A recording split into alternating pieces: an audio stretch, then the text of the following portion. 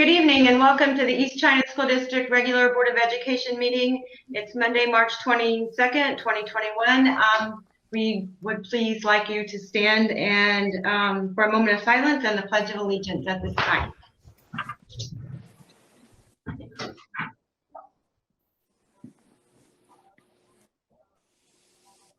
Thank you. I pledge allegiance to the flag of the United States of America and to the republic for which it stands, one nation, under God, indivisible, with liberty and justice for all. Thank you. The next item on our agenda this evening is items of interest, recognition, and inquiries. Board of Education members? I just wanted to wish Vice President Bebuck a happy birthday. Yes, happy birthday. Thank you. Are you having a good day? I had a wonderful day and a great weekend. My family surprised me and all came in and it was wonderful. So thank you. Great, great. Anybody else? Mrs. Fibula? Yes, good evening. I just want to remind everyone or let everyone know that a sure sign of spring is kindergarten roundup. And we had our first kindergarten roundup today at Bell River Elementary, and tomorrow we'll be Gearing and then Palms and Pine River each afternoon from 3:30 to 6:30. And we're looking forward to meeting all of our new students. And if you can believe it, this is the class of 2034. Wow. So thank you. Wow. Okay, thank you. All right, the next item on our agenda is the consent agenda. A motion is needed for the approval of minutes from the regular Board of Ed meeting on February 22nd, the approval of the payment of bills, the financial statement, and the schedule of investments. So moved. Support. Are there any comments or questions? All in favor, please signify by saying aye. Aye. Opposed, same sign. Okay. We'll move on to our next item, recognition of persons wishing to address the board. We did not have any call-ins or any letters, so we will move right along then to our next item, which is our information discussion items. This evening we'll be talking about the extended continuity of learning plan update with Mrs. Saipula. Thank you. Mr. Headley, if you want to start the presentation. As a reminder, this is the required monthly update to the Board of Education and the community on the extended continuity of learning plan. And this is for the March 22nd, 2021 board meeting. On the next slide, it's just a reminder of why this requirement is in place. It is due to the extended continuity of learning plan. In addition to the COVID-19 preparedness and response plan, and it is to provide this monthly return to learn update. The next slide shows what our current mode of instruction is. So right now for our elementary schools, we are 100% in-person learning option, keeping in mind that an option for virtual or remote instruction was made available to our elementary students at the beginning of the school year and again at semester. So that's for all 4 of our elementary buildings currently. This schedule and these options remain in place. For the middle schools and high schools, per the recent St. Clair County Health Department recommendation, they are in a 100% remote or virtual learning environment.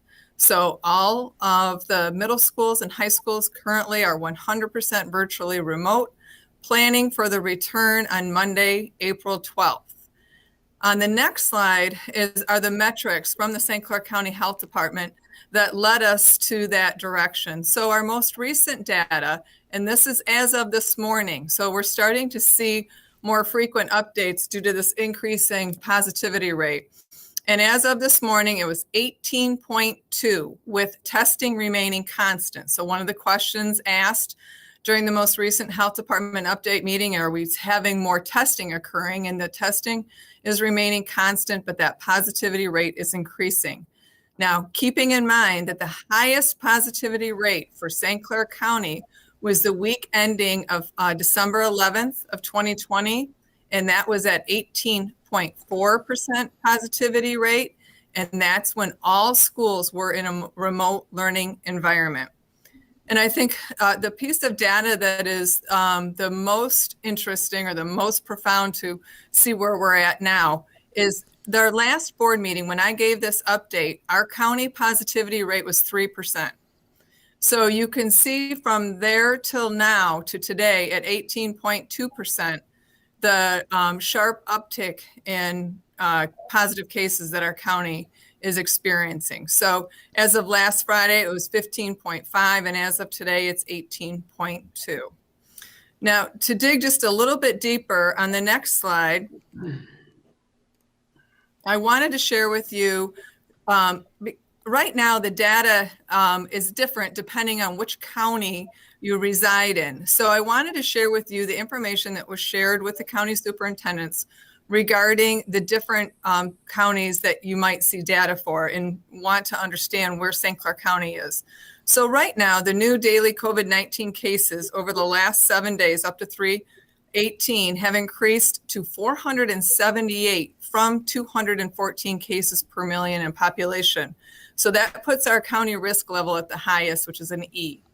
If you look at St. Clair County in comparison to Macomb and Oakland, you can see the weeks from 217 to 3/2, the number of cases to the weeks 3/3 to 3/16, and then the percentage change in those weeks.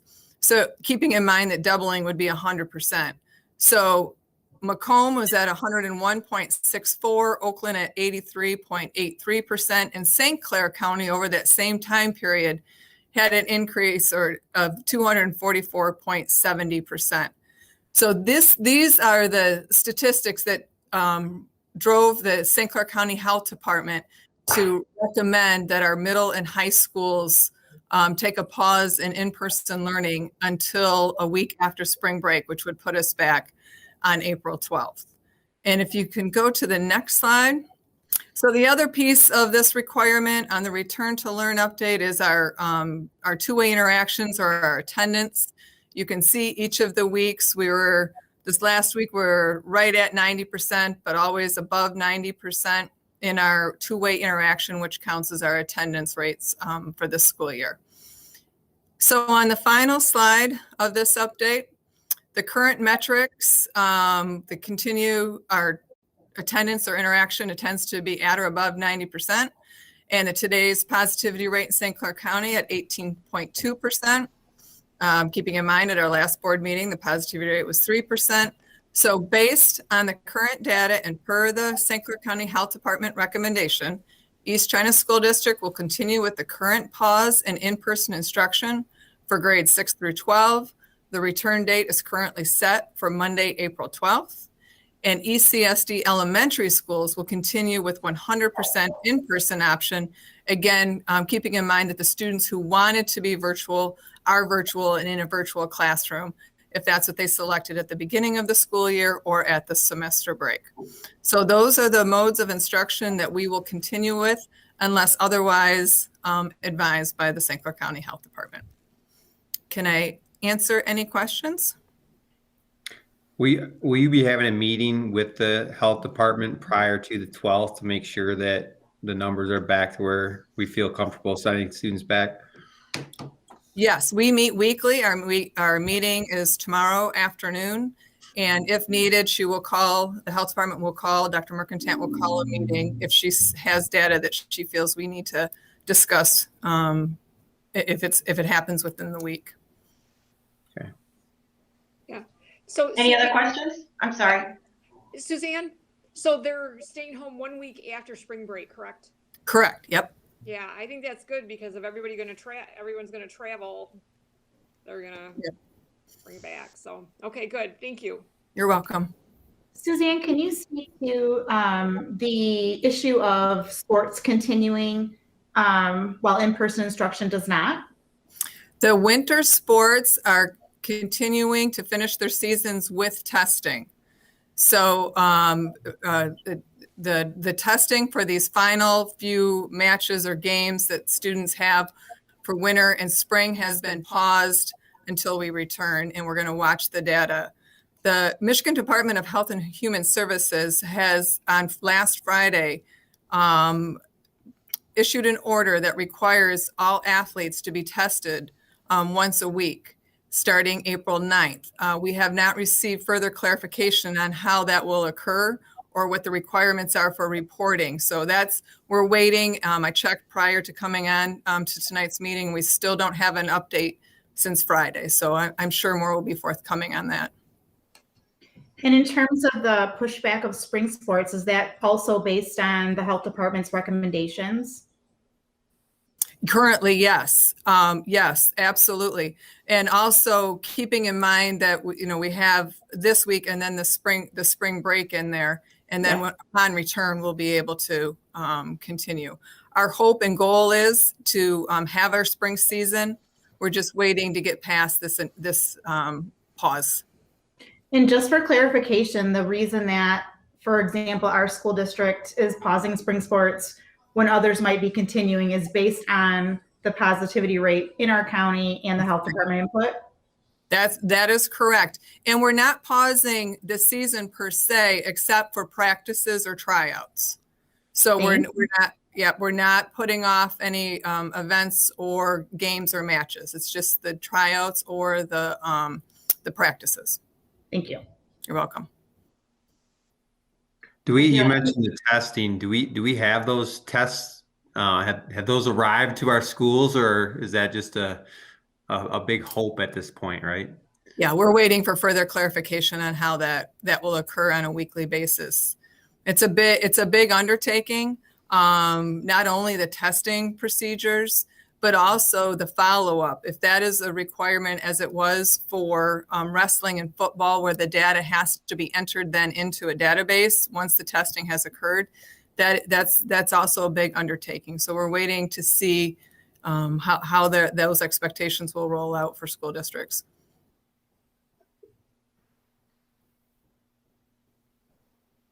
Okay, any other questions? No. All right, thank you, Suzanne. You're welcome. Okay, the next item on our agenda are bond 2020 discussion and action items. We have 3 discussions and 3 action items to address this evening. Up first is the Innovation Center Construction Independent Testing Services. Mr. Kirk Grzalka, if you could speak to that, please. Sure. As you said, I have 2 items tonight. The first one is Innovation Center Construction Independent Service Testing. Due to the size and scope of the construction project, it's being recommended that we complete independent testing to ensure specifications are being met. In conjunction with AUK Construction, testing service proposals were solicited for the independent testing of construction specifications associated with the new Innovation Center construction. AUK Construction has provided us with their written recommendation that G2 Consulting Group be awarded the testing services contract.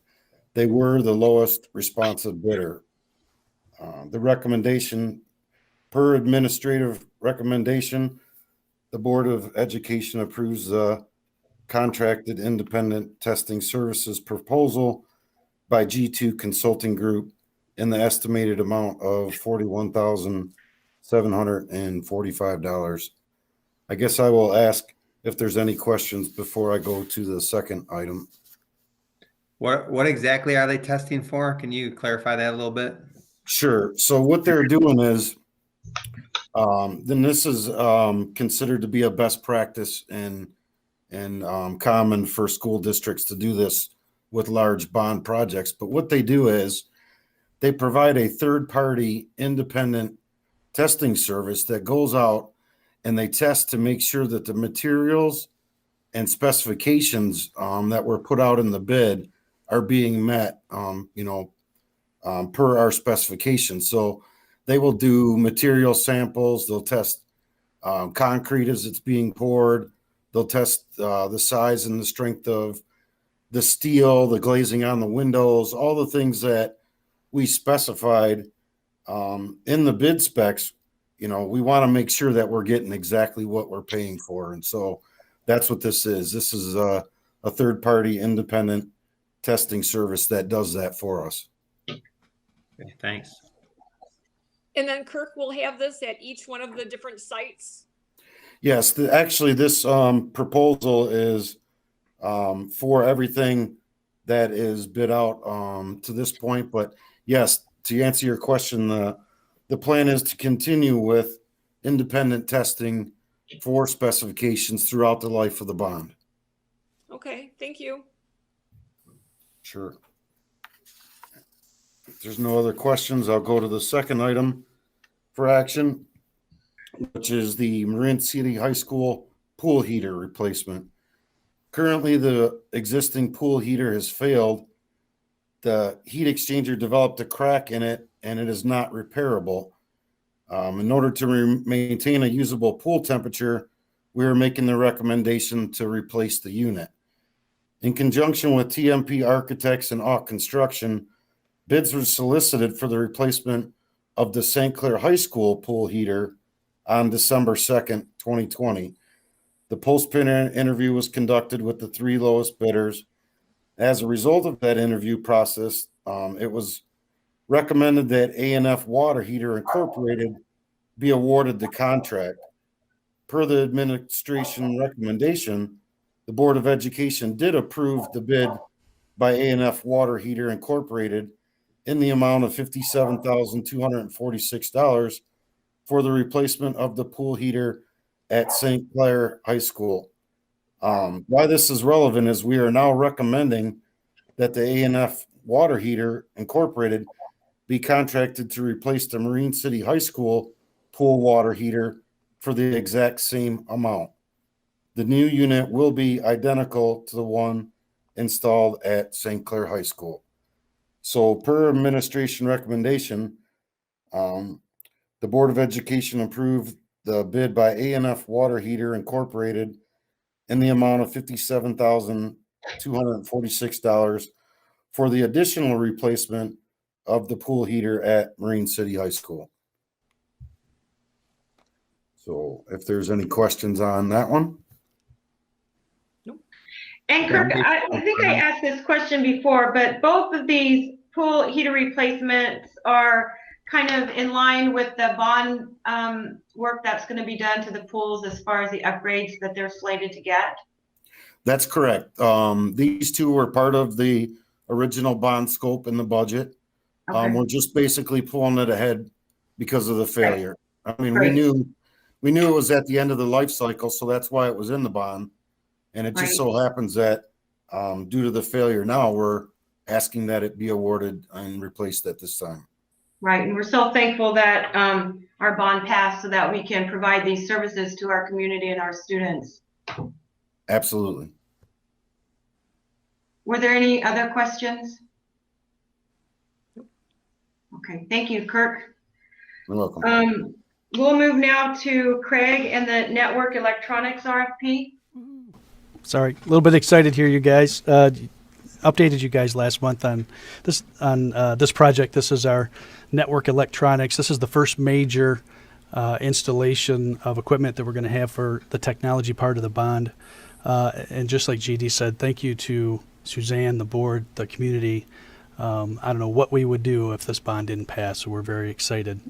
So part of this bond and what we're asking for tonight is for the purchase and installation of our new network switches, wireless technology, and UPSs, which are uninterruptible power supplies.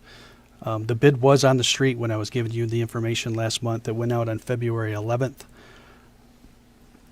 And we have to follow the E-rate, which you guys have heard me talk about on numerous occasions. So the bid had to be out for 28 days. We opened the bids on March 11th. Just for safety reason, we did a live YouTube stream. We didn't have a physical opening here in the district. We received proposals from 4 bidders, which we were pretty excited about, to be honest with you. And one of our goals was just to get a complete solution for our district and a 10-year solution. Right now, our current network is going on 11 plus years. So we were looking to kind of do the same thing and provide for all the new technology that's coming up with in the next few years for us. So one of the things that we did too, this is with E-rate again, there's category 1, category 2. I can do category 1. We do that every year with our discounts for our internet. We used to get discounts on our phone system bills, but E-rate basically nixed that. So we do E-rate for our internet. But this equipment for the network switches and the network electronics falls under category 2. Not my comfort zone. I did it once about 10 years ago, but we hired, and I want to just give a shout out to Bob at Triple R Consultants. He's kind of an E-rate expert for this category 2 that we talked about, because there's a lot at stake. We talked about reimbursements for this particular project. So thanks to Bob, he helped. He's going to help with some of the paperwork, making sure that we're evaluating the bids according to E-rate, and just crossing our T's and dotting our I's. So thanks, Bob. So we opened the bids, did our evaluation, followed their procedure, and there was one bid that just stood out amongst everybody else. They basically met all of the check marks that we needed. Just a couple quick highlights. It's what I call a 10-year bumper-to-bumper warranty, software updates solution for the district. Number 2, it's a single point for management, which is important to us as we have a small department. One piece of software can manage both the network, the wireless, the switches. That was important. It's also important to have one vendor, one integrator, what we call an integrator for the installation. We've worked with these guys before, this company before. Great reputation. We love working with them. So what we're going to recommend tonight is the board approve to Delta Network Services, again, who we've worked before, for the network electronics for $736,828.06. The best part about all this is we're going to get over $500,000 of that reimbursement cost from E-rate. So very excited about that. Any questions? Craig, I have a Kirk, I have a question. I'm sorry, Craig. Sorry. Looking at both of you. Usually you're not both up on my screen. How does the reimbursement, how does that work? Are we responsible for submitting the paperwork for that, or is this gentleman that you were speaking of? How will that work? Yeah. So we are responsible for submitting paperwork. We are hiring Triple R Consultants to do that on our behalf. Okay. So that's why I just want to make sure everything was, T's crossed, I's dotted. So that's what he's helping us through, just to make sure that we're doing good when you're talking that kind of money. Exactly. Thank you. Mm-hmm. Did anybody else have any questions for Craig? Okay, great. Thank you. All right, so then we'll move on over to the action items for these 3 bids. Then the first one that Kirk went over was the administration's recommendation is that the Board of Education approves the contracted independent testing services proposal by G2 Consulting Group in the estimated amount of $41,745. So a motion is needed for that.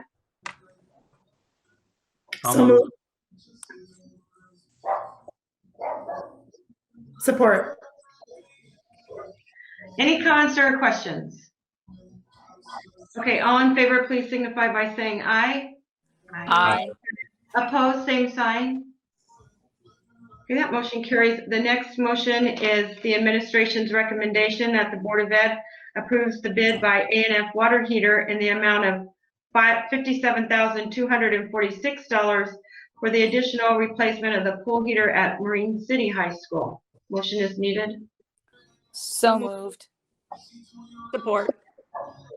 Okay, any comments or questions regarding this?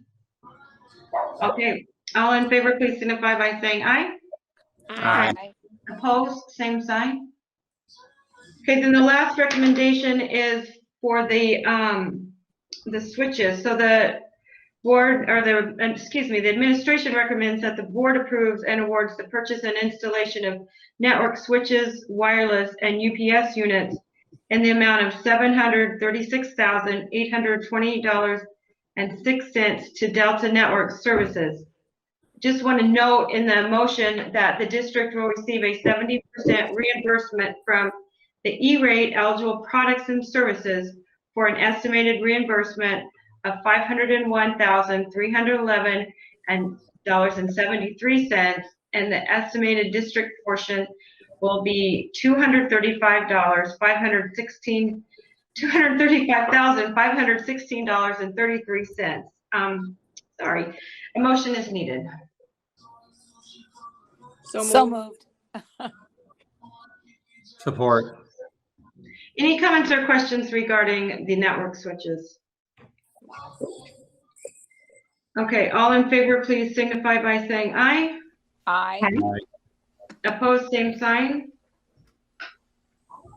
Okay, that motion carries also, and that brings us to the end of our meeting. So everybody, thank you for all your work and dedication, and have a good night. We are adjourned.